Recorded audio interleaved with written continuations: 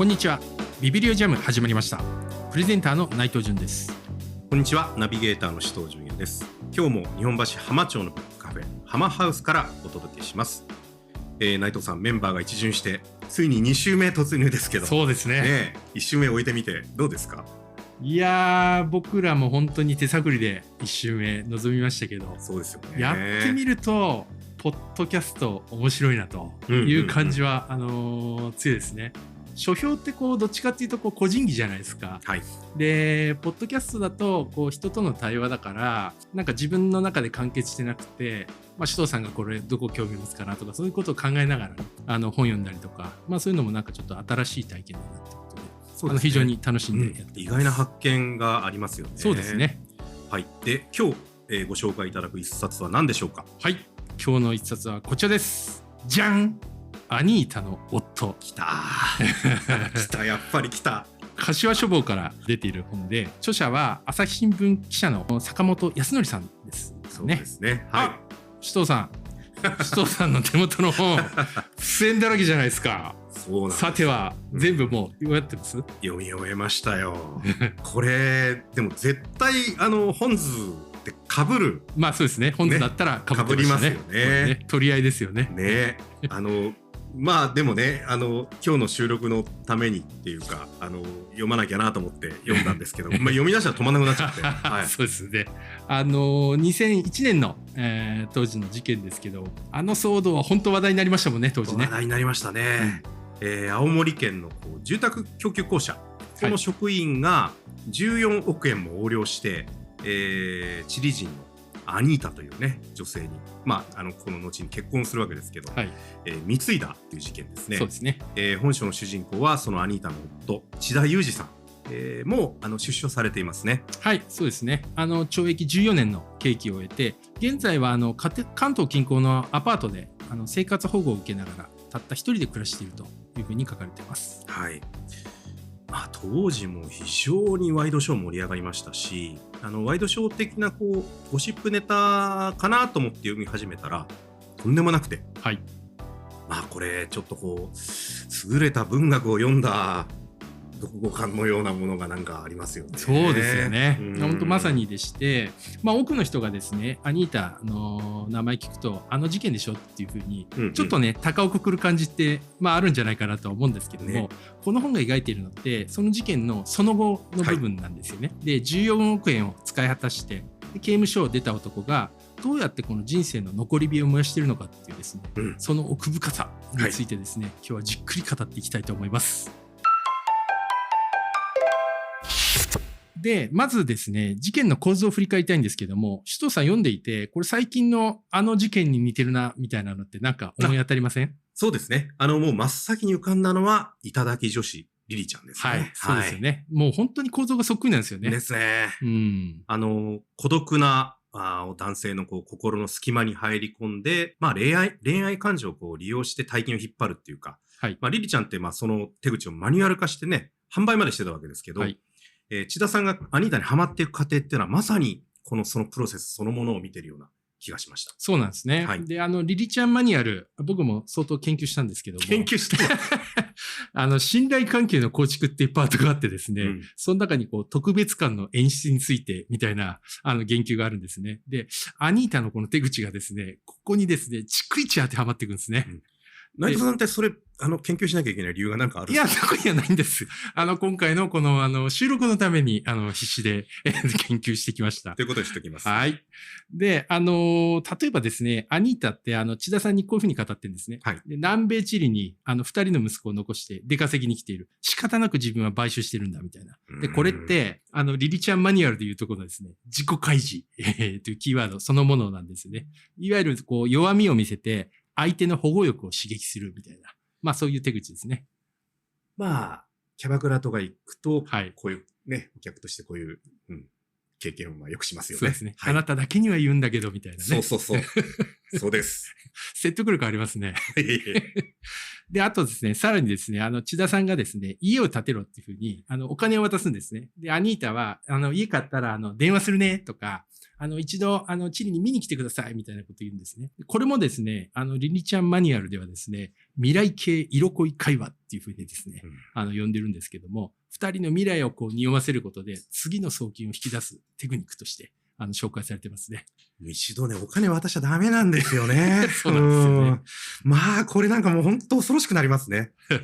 で、極めつけはですね、貧乏な人のために、病院を作りたいというふうな話とかもあるんですけども、これもですね、マニュアルの中でお金目当てに思わせないみたいな項目の中でですね、詳細に記述されているやり口なんですね。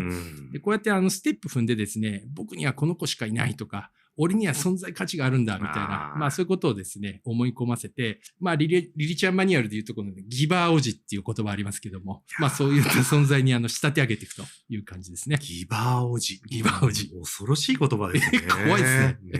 ねでもアニータの事件の当時ってリリちゃんマニュアルなんてなかったわけですもんね。そうなんですよ。だから、そこがで、似てるようでいて、決定的に違う点なんですね。で、本書によると、まあ、千田さんって、もともと津軽弁で、エフリっていう言い方するらしいんですけども、こう、いわゆるいいかっこしいな、こう、性格だったみたいですね。で、アニータに出会う前から、スナックで再会した、こう、初恋の人に、いい格好を見せたくて、その時点でもすでに横領に手を染めてたりもするんですよね。そうなんですよね。だから、もともとなんかこの千田さんって、その気があるっていうか、下地があるんですよね。そうなんですよ。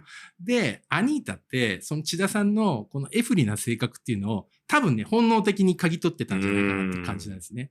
で、こう、リリちゃんはマニュアルだったら、アニータはこう野生の勘。なんですよ。余計怖いな。そう。だから、すごくなんか要求がですね、いきなりエスカレートしたり、なんかちぐはぐだったりする点もあるんですけど、この原動力って、やっぱりこの貧しい暮らしから抜け出したいみたいな、こう生存本能みたいなところになんか寄って立ってんじゃないかなという気がしますね。そうですね。スナックやってたその千田さんの初恋の人、そこまでやっぱりアニータほどにはね、いかないっていう。そう。だからそれだけアニータのそれまでの生い立ちがすごかったっていう。いや、すごいんですよ。ね。だからこそ、こう、賢いの上にこうズルがつくっていうね、千田さんが表してましたけど、もう計算を超えたこう、アニマルチックな動物的な賢さがあったっていう、ね。いや、もう本能ですよね。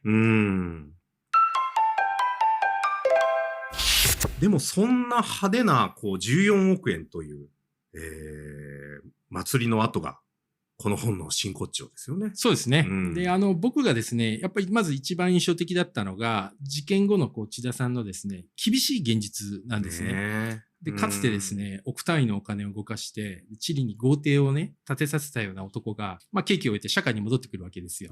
で、そこで待ってるのって、誰からも相手にされない孤独ですとか、あとそれがもう毎日繰り返されるって、こう、やるせない日常なんですね。そうですよね。出所前、刑務所にいる時も、山形刑務所にいたんですけど、一緒のこう、棒に入ってる人たちが、みんな千田さんのこと金持ってるって思ってね。持ってないんですけどね。金貸してくれ、借りに行くからとかね。だからなんか誰もこう、彼のことを理解してくれてもいないし、なんかこう、常に孤独っていうか、本当に描写の一つ一つが重たいですよね。そうですね。で、千田さん刑務所出て、なんとかこう、前を向いて、こう未来に生きようとするんですけど、でもこう、職を探そうにもネットで検索すればこうすぐに事件の記事が出てくるし、まさにこう、過去が常に追いかけてきてこう邪魔をして、未来への道を閉ざしてしまうっていう感じですよね。そうですね。だから彼は前を見ることもできないし、要はそのなぜあんなことしちゃったんだろうみたいなね、そういうなんかこう変えようのない過去の後悔の中で、まあ、生きるしかないんですよね。辛いですよね。だから未来にもいけないし、なおかつこう、過去の自分は否定しなきゃいけないしね。で、しかも、かつての知人だったり、親戚だったり、あと生まれ育ったこう、青森の言葉とか風景、そういう懐かしい過去さえも全部捨てなきゃいけないんですね。そうですよね。結構千田さんって、釣りの名人だったり、山菜採りの名人だったり、海もね、山もなんか恵みをこう常にみたいな、そういうことをなんかすごく懐かしく振り返ってて、でも戻れないんだみたいなね。そうですよね。いや本書の中にある罪を犯すっていうことはだから帰る場所がなくなるっていうね、ことだっていうことが出てきます。はい、その言葉本当に刺さりましたね。はい、そうですね。でつまりですね、彼は未来への希望も過去の安らぎも両方失っちゃったってことだと思うんですね。そういう時間軸の全てを奪われた男の虚無とか孤独。はあ、虚無と孤独。はいはいはい。だから事件の派手さとはね、裏腹な厳しい現在っていうのを淡々と描いているのがこの本の凄みですよね。一方で、対照的なのがアニータですよね。来ましたね。彼女、チリですごいことになってるんですよね。はい、ここがですね、もう一つの読みどころで、もう社会学的な面白さもあるんじゃないかなと思うんですよ。で、アニータって今、チリで大人気のタレントで、かつにインフルエンサーでもあるという感じで、日本でいうとこのデヴィ夫人みたいな、そういうポジションをね、取ってるらしいんですよね。SNS のフォロワーが80万人かな。そう。でもね、今ね、最新で閉じちゃってましたね。本当？なるほど。日本人の感覚するとね、犯罪で得た金で成り上がった人が、いや、そこまでなるっていうね、憤りすらちょっと感じるのがあるんですよね。そうですよね。で、彼女の、チリでの躍進を決定づけたのって、事件発覚後の彼女の振る舞いにあったんじゃないかなと思うんですね。振る舞い。はい。で、チリってものすごい格差社会で、エリート層がですね、お行儀のいい道徳とか、ルールっていうのを庶民に押し付けているような、そういう、下地があるみたいなんですね。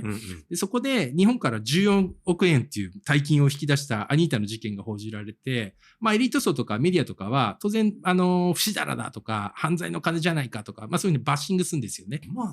普通はね、そうなって、そこで謝罪したり、それからはもう表に出ずに隠れて暮らしたりとかってしますよね。そう。なんだけど、彼女は全く悪びれずに、堂々とメディアの前に出て、貧しい家族を養うためにやったんだ。何が悪いんだと。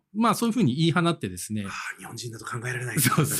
で、その上で自伝出したりとか、テレビに出たりっていうことで、大暴れしたんですよね。すごいな。そう。だからチリの貧しい庶民の人たちから見ると、エリートのいわゆる積極臭い言葉とかっていうのは鼻で笑うみたいな感じで、欲望の赴くままにですね、たくましくのし上がっていくっていう、彼女の姿って、ものすごく痛快に映ったんじゃないかなって気がしますね。なるほどね。貢がせた事実そのものっていうよりも、権威とかメディアからのバッシングを跳ね返す、反骨心とか、たくましさ。それが支持されたってことですね。そうですね。で、もう一方から批判されればされるほど、彼女は綺麗事言わないとか、俺たちの本音を体現してるみたいな、一方からの熱狂的な支持が集まるっていう。これって、だからアメリカのこのトランプ現象にも、よく似た構図なんじゃないかなと思いますよ。なるほどね。彼女はチリの、トリックスターとかダークヒーローみたいな、そういうような存在ですかね。はい。さあ、内藤さんが感じるこの本の唯一無二のポイントって何になります？ズバリですね。圧倒的な構成の巧みさですね。で、これね、著者は本文で直接的に語りすぎず、いわゆる本全体のね、情報の組み立て方で雄弁にメッセージ発してるなっていうふうに思うんですね。というと？で、特に前半部分って千田さんのモノローグが中心なんですね。で正直ですよ。千田さんのこのモノローグ読んでて突っ込みどころ多いんですよ。ちょっとね、イライラするとかあるんですよね。千田さんに対してね。で、だけど、著者って、決してね、彼を断罪するわけでもないし、晒し者にするわけでもないっていう。確かに前半のね、千田さんのこういうだけ聞いてると、いや、なんでそこで金渡すかなとかね、なんでそんなこと信じちゃうんだとかね、思うとこもあって、言ってみたら、運が悪かったねと、いけない女性に会っちゃったねっていうね、かわいそうな人で終わってたかもしれないですよね。そうですよね。で、この本って2部構成になっていて、前半は千田さんの主観ですよね。で、後半は著者の取材による客観みたいに、できていて、で、特に後半のですね、アニータの喧騒に満ちた生活っていうのが、前半と照らし合わせることで、千田さんの人生の残り火みたいなね、新象風景がですね、すっごい際立つんですね。物悲しいな。そう。で、やっぱそこを読むと、事件は終わってもね、人生は終わらないっていうある種残酷さみたいなのがすっごく浮き彫りになってるなっていうのが、構成から伝わってくるっていうのがすごいなと思いました。いや、わかりますね。だから読んでて、狭いアパートの一室でね、千田さんが一人で、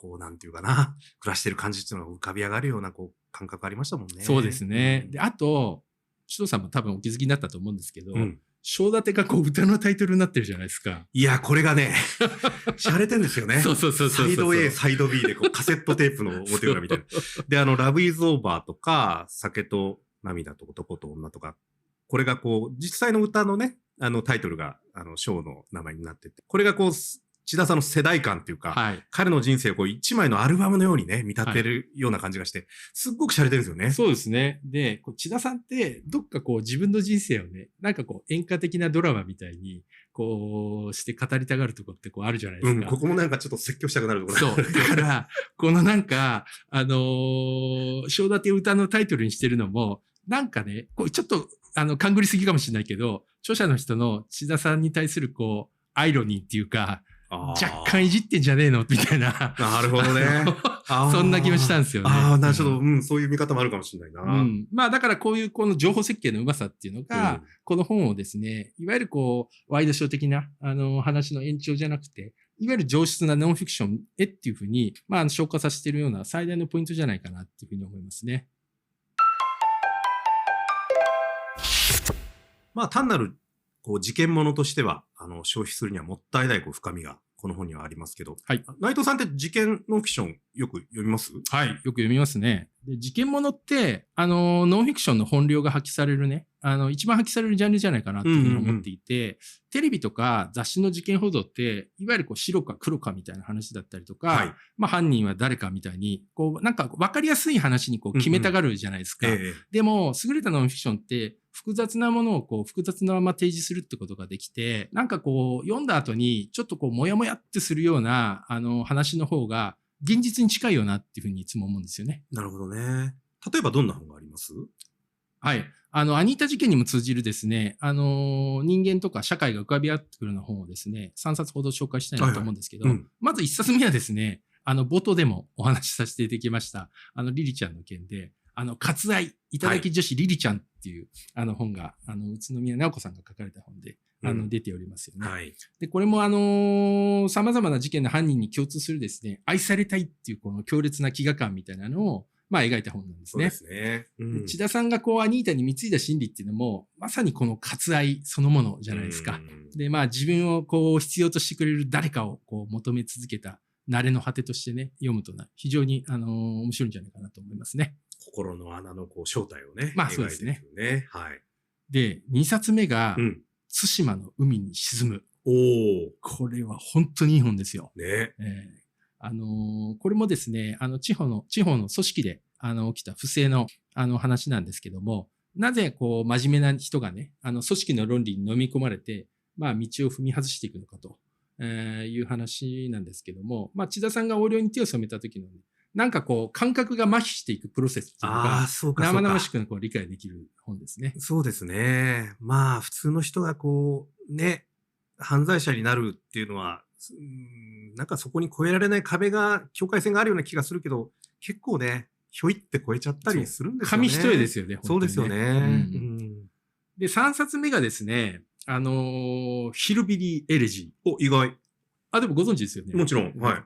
アメリカのこう貧困白人層をこう描いた本なんですけども、ここで描かれるですね、貧困ゆえのこう強烈な家族愛とか、あとはまあエリートへの反発みたいなところっていうのが、アニータの背景と重なりますと。そういうことか。そう。なるほど、なるほど。ちなみにこの本の著者はね、今アメリカの副大統領に、なっているんですけども、本で読んだ時との、テレビで出た時の印象の違いにね、本当に驚き隠せなかったですね。いや、僕。こんな人だったのみたいな。トランプよりも、J.D. バンスのが怖いな。なんかこの人、ね、すごい闇抱えてる感じしません？本に罪はないんで。そうですね。そうか、アニータの夫を入り口に、まあ人の内面、組織の闇、そしてこう、社会の分断ですね。ここまでこう繋がってくるわけですね。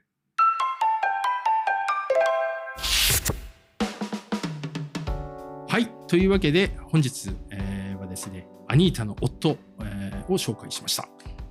いや、やっぱり、内藤さん取り上げてくるかと思いましたけど、面白かったですよね、この本ね。